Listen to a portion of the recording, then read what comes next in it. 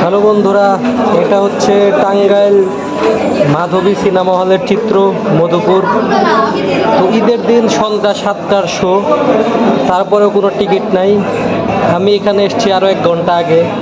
আমি কোনো মতো একটা টিকিট পাইছি, এরপরে সব টিকিট সোল্ড আউট, একদম হাউসফুল। যত সময় যাচ্ছে দর্শকদের চাহিদা তত বেশি হচ্ছে। তো গাইস, রিভিউ আসছে আজকে রাত 11টায়।